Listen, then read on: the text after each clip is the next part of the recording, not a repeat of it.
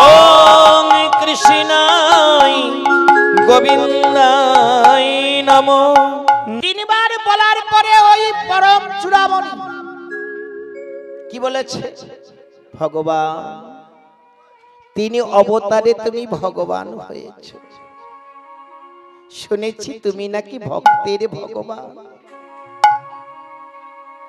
এই কলিযুগের অবতারের অবতরী তুমি ভগবান হয়ে এসো না দয়াময়। তুমি ভগবান হয়ে এসো না।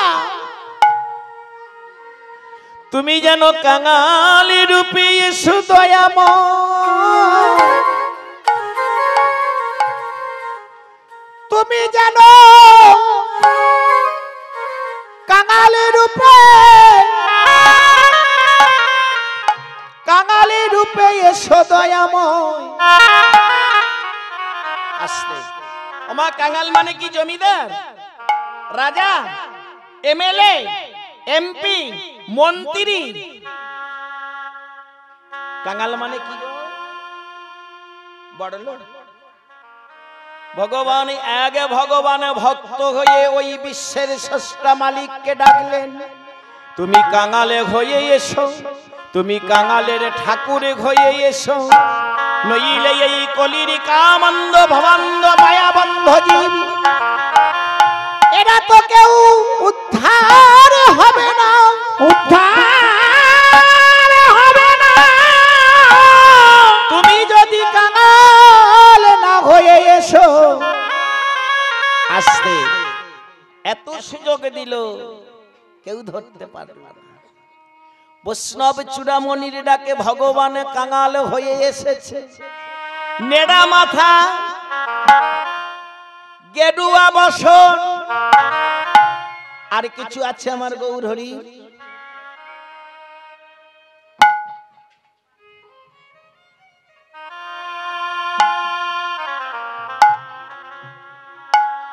এই চৈতন্য রাখিলেন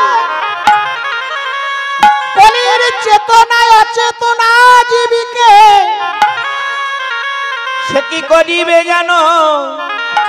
16 নামে 32 অক্ষর দিয়ে জীবের চৈতন্য দান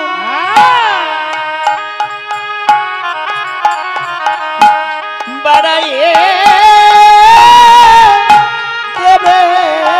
হরি বল, হরি বল, ধ্বনি চৈতন্য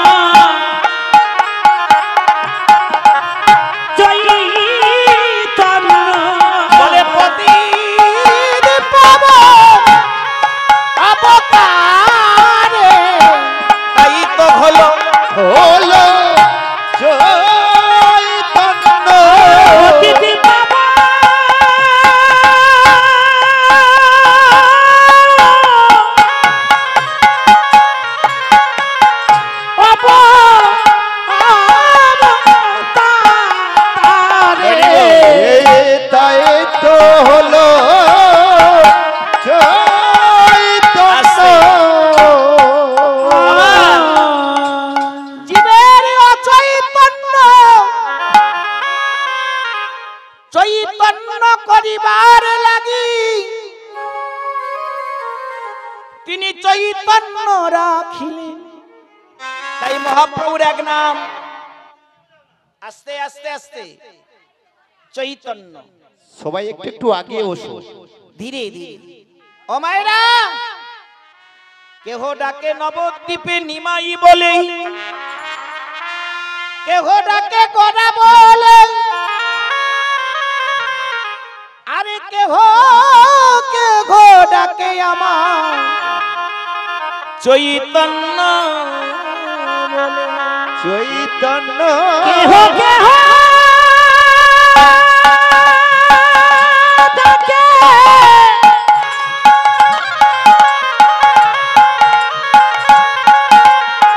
কেহ কেহ ডাকে আমার গোলাকে চৈতন্য নদের নিমাই শ্রী গৌরাঙ্গ আমার গোলা নদের নিমাই কেহ কেহ বলে গৌরাঙ্গ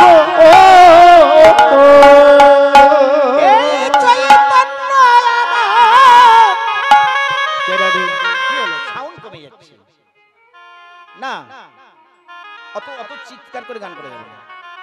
এই চৈতন্য আমারি, আস্তে যেটা দিয়ে চিনিতে, চৈতন্য আমার কলিজীবের মলিনী দশা গেড়ে কি নিয়ে এসেছে রত্নভাণ্ডার। রাধে, দিদি তোরে কানের দামটা কত নিয়েছে রে? কত নিয়েছে রে দিদি? কানের খুঁজতেছে। অচৈতন্য মানুষকে চৈতন্য করবে কি করে? ওটা বাড়িতে গিয়ে প্রশ্ন করবেন, অঙ্ক মিলাবে। যে কাজে এসেছেন মনসিদ্ধি করে, মনোবাসনা করে, সে কাজটা পূরণ করে বাড়িতে অপরাধ দিবেন। কি লাগিয়ে এনেছি? হরে কৃষ্ণ হরে কৃষ্ণ কৃষ্ণ কৃষ্ণ হরে হরে, হরি বল হরে রাম হরে রাম, হরি বল রাম রাম হরে হরে, ধরে হরে কৃষ্ণ হরে কৃষ্ণ, এই ঘুরিয়ে নাও, কৃষ্ণ কৃষ্ণ হরে হরে, হরে রাম হরে রাম, হরি বল রাম রাম হরে হরে, হরে কৃষ্ণ হরে কৃষ্ণ হরি বল কৃষ্ণ কৃষ্ণ হরে হরে, হরি বল হরে রাম হরে রাম, হরি বল রাম রাম হরে হরে, হরে কৃষ্ণ হরে কৃষ্ণ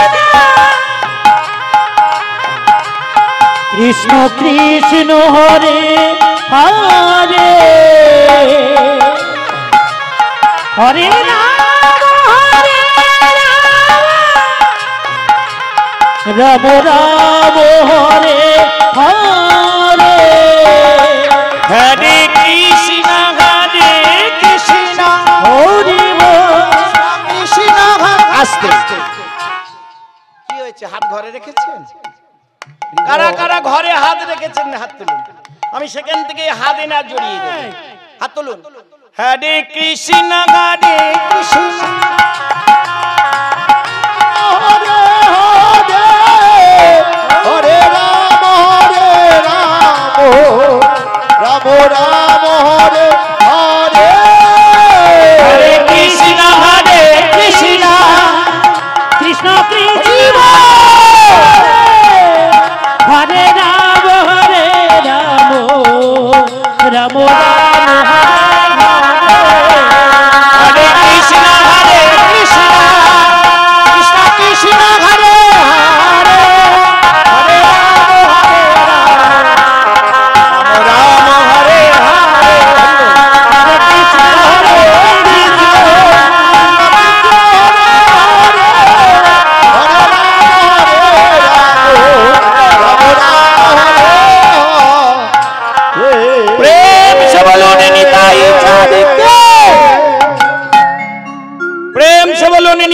চাঁদ কি জোর নেই, খিচুড়ি খাবে আসতে। এই নদী আই নাম নিয়ে এলো, ভক্তগণ সঙ্গে নাম করেছে, ওগো খেলো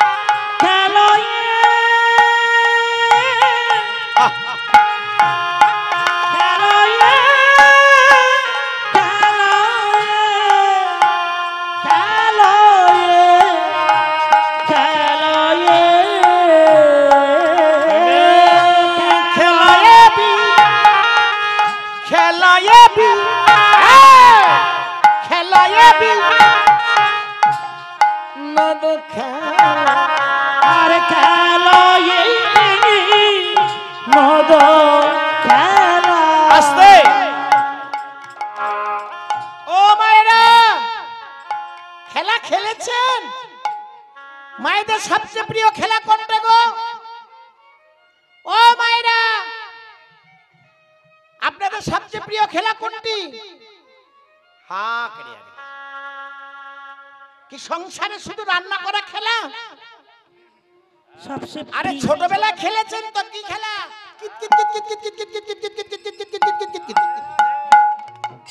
আর স্কুলে যে কি খেলতেন? বউ বসন্তী। আস্তে তাহলে মায়েদের এই খেলা। আর কি খেলা? ওই বিয়ের পরে ছেলে মেয়ে মানুষ করা, স্বামী যত্ন করা, রাধে রাধে, আর দাসী বৃত্তি করা। আস্তে একটা কথা বলে যাই, কীর্তন নিয়ে হিসেবে না। এই যে জগতে যত যত নারী জন্মগ্রহণ করছে বা করেছে, এদের ঘরে বলে কোনো বস্তু নেই। পুরুষের ঘর আছে, নারীর ঘর নেই। যদি বলেন এত বড় কথা কেন, দেখুন ভালো করে। মাতৃগর্ভের থেকে এলেন, 12, 13, 14, 15, 16, 17, 20 বছর থাকলেন বাপের আলা। সেখানে কর্ম জগতে কর্ম করেছ, আবার বাবা মা তোমাকে এই ঘর ত্যাগে করে অন্য ঘরে পাঠিয়ে দিল। সেখানে গিয়ে স্বামীর সংসার করিলে, যখন 2-4টে পুত্র কন্যা হলো, তাদের নিয়ে সংসারে করিতে করিতে তাহলে স্বামীর অধীনে কেটে গেল বাকি জীবন। থাকলো আর মাত্র 20 বছর। ছেলের অধীনে এলেন ঘরে। কটা ঘর বদলালেন? আস্তে বসো মায়েরা, কটা ঘর বদলালেন? 1টা 2টো 3টে ঘর। আরে শেষে ঘরে ওই যাবার ঘর। আরে ছেলেদের ঘর ঘর বলে না, এটা আমার বাবার রাইতে সম্পত্তি, তোর তো কিছু নেই। নারীর কোনো ঘর নেই, নারীর কেবল আছে চোখের জল। আরে নারীর কেবল আছে শুধু খেলা। ওই ছোটবেলা খেললেন, যেই একটু বড় হলো ওই ঘর খেলা ঘরে ভেঙে দিয়ে শ্বশুরে ঘরে গেলেন। আরে শ্বশুরে ঘরে যখন ধীরে ধীরে ছেলে মেয়ে মানুষ হয়ে গেল, স্বামীর ঘরে ভেঙে কার আন্ডারে এসেছে? আস্তে বয়স হয়েছে, বয়স হয়নি। ছোটবেলায় শাসন করলো বাবা মা, আত্মীয় স্বজন। বিয়ের পরে শাসন করলো শ্বশুর শাশুড়ি, ননদি, স্বামী। এদের হাত থেকে রেহাই পেয়ে এলেন আবার সেই ছেলে বৌমার। নিস্তার নেই মা। একটা খেলা খেলো, যে খেলাতে কোনো ঘর নেই, যে খেলাতে কোনো সংসার নেই, যে খেলাতে শুধু আছে আনন্দ, যে খেলাতে কোনো হার নেই, সে খেলায় আমার এই কাঙালে ভগবান এনেছে। বাবা কথা কি যুক্তি আছে না নেই?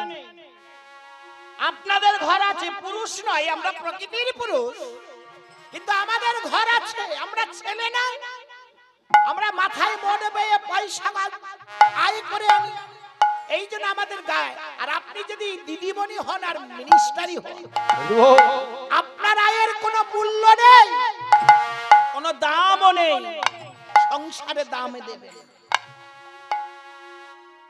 যদি দামে পেতে চাও, সম্মানে পেতে চাও, একটাই ঘরের খেলা খেলো, যে ঘরের খেলায় বলে কেউ হারে না, সবাই জিতে। হরি বল, হরি বল।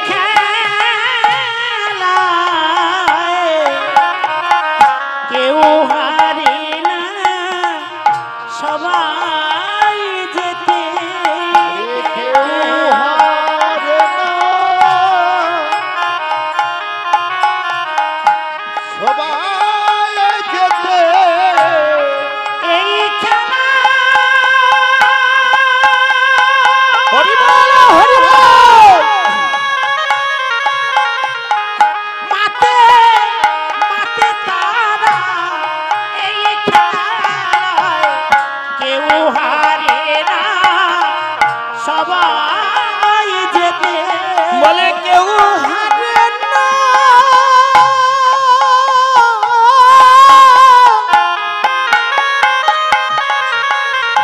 সবাই জিতে। আসতে কি খেলা খেললে হারবে না? ও নারী পুরুষ, স্বামী স্ত্রী, বাবা মা, ছেলে মেয়ে, বন্ধু বান্ধব, সারা বিশ্বের মনুষ্যকুল হারবে না। নারীর যেখানে মিষ্টি হয়নি, নারীর যা সম্মান, পুরুষের সেই সম্মান। বলুন আপনারা এবার কি খেলা খেলবেন দেখি? কেউ হারে না, কেউ জিতে না, এখানে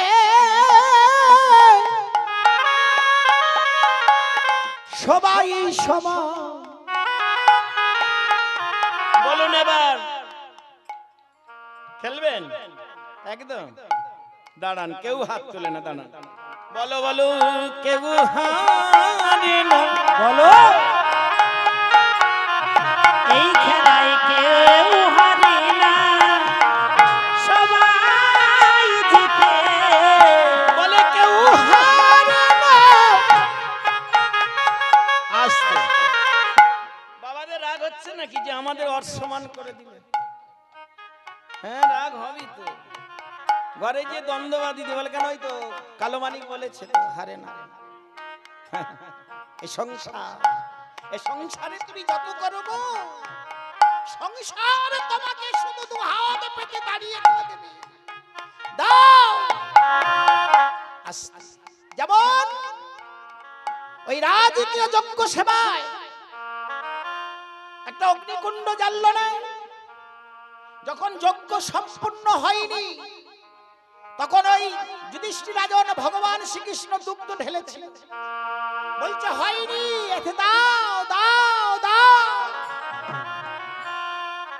কেন না, ওই যে যজ্ঞের ঘন্টা বাজছে না, সংসার আমাদের শুধু দিতে বলবে, কোনদিন তোমাকে দেবে না। হরি বল। এই যে বললাম দাসী করে এনেছি, দাসী হয়ে থেকো। ভক্তমণ্ডলী, ভক্তিমতী মায়েদের বলছি, ওই দাস থেকে বেরিয়ে এসে একবার গৌর চরণে দাস হয়ে যাও, দেখো এতে কি আনন্দ আছে। তাহলে খেলা, এ বিনোদ খেলা, বিনোদ খেলা। আস্তে একটা ছোট্ট করে বলি, মন্দাদরীর সপুত্র ছিল, তাই তো দাদা? আর 3,06,00,000 পুত্র, বুঝতে পেরেছেন? এত পুত্র সেও সুখ পেল না। পেল কি? হ্যাঁ, পেয়েছে। গান্ধারীর 100 পুত্র সুখ পেয়েছে। তা তোমরা আশা করো কি করে যে তোমরা সুখ পাবে? আসল গর্ব নয়, এটা আমাদের দোষ। সুখ পেতে হলে আগে সুখের কাজ করতে হবে। আর কাজ যদি না তুমি ভালো করে ঠিক ঠিক সময় মতো না করতে পারো, তাহলে তুমি আর কোনোদিন ভাববে না যে আমার সুখ হবে। সময়টা কখন? সময়টা একটা 1 থেকে 9 মাস। এই 9টা মাস যদি ঠিক মতো যদি তাকে শরণাপন্ন করতে পারো, যেটা করেছিল কয়াধু, করেছে সর্পকুলের রাজার কন্যা কয়াধু সঙ্গে বিয়ে হলো হিরণ্যকশিপুতে। এমন রাক্ষস জল্লাদ তাকেও মানুষ করলো। আর তার বীজ ধান মানে বীজ কয়াধুর মাতৃগর্ভে মানে এই মৃত্তিকায় ধারণ করলো, করে কিন্তু ঠিক সময়ে ঠিক কাজটা করে চলে গেল। তাহলে বাবা খারাপ হোক, আমি এখানে দাঁড়িয়ে বলে যাচ্ছি, বাবা যত খারাপ হোক, মাতাল, চোর, বদমাশ, খুনি, ডাকাত, চিটিংবাজ সব হোক, কিন্তু মা যদি ঠিক মতো থাকে, তার বীজ মাটিকে বলে দিবে যে মাটি কত দূর নিয়ে যায়। যেটা প্রমাণে দিলেন ভাগবত, যে কয়াধুর গর্ভে ওই হিরণ্যকশিপুতে বীজ ছিল, কিন্তু তাকে ভগবানকে পাইয়ে দিল। তাই আপনাদের চরণে নিবেদন, আগামী দিন আর যারা মা হতে যাবে, ভালো করে শুনে রাখুন, ঠিক কয়াধুর মতো হয়ে যা। স্বামীর সঙ্গে হচ্ছে না, হবে না, চিরকাল হয় না। ও ভালোবাসা মৌলিক ভালোবাসা, ও ভালোবাসার মূল্য 1 থেকে 9 মাস কোন বৈষ্ণব আশ্রমে চলে যাবেন, আমি কথা দিচ্ছি, আমি গ্যারান্টি দিয়ে লিখে যাব। কোন বৈষ্ণব আশ্রমে গিয়ে প্রথমে তোমাকে থাকার জায়গা দেবে না, তোমার ভক্তিতে তাকে রাখতে দিবা। তাই সেখানে গিয়ে অন্তত তাদের বৈষ্ণবের চরণ সেবা, বৈষ্ণবে এঠো কাটবে, আর বৈষ্ণবের অচিষ্ট ঠাট প্রসাদ সেবা করবে। দেখবে তোমার আগামী দিন আর কাঁদতে হবে না। তাই আমার মহাপ্রভু খেলছে হরি নামের খেলা, আর খেলিতে খেলিতে আর বেলা নাই, অগ বেলিয়াব শান হইল,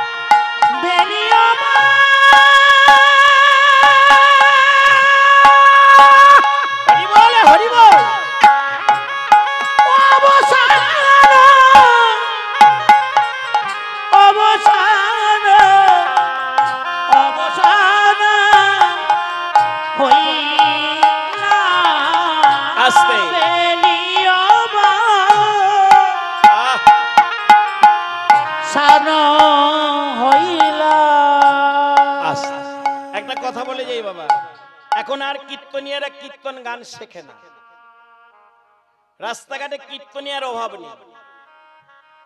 একটা কথা বলি, আমার খাবার যদি না শেষ করতে পারলাম, অন্যের খাবারের দিকে তাকাই কেন আমরা?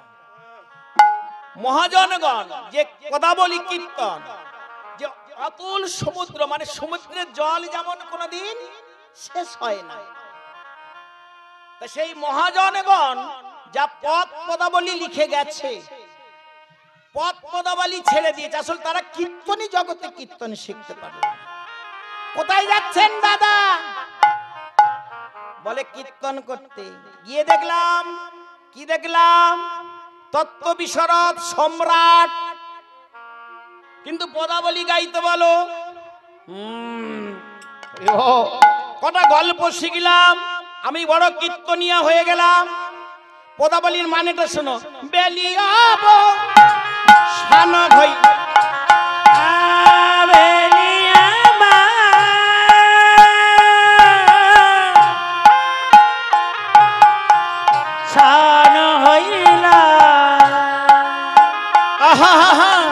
গৌরী ঘরে লীলা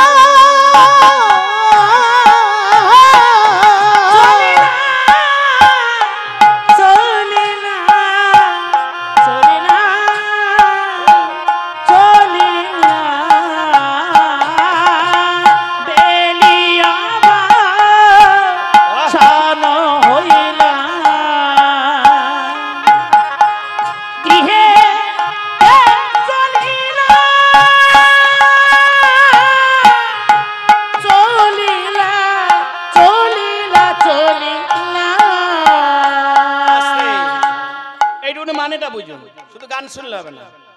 বেলি অবসান হইল,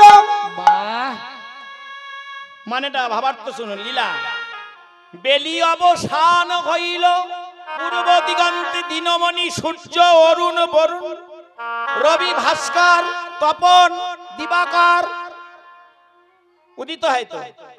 আর অবসান হয় কোথায়? পশ্চিম দিগন্তে।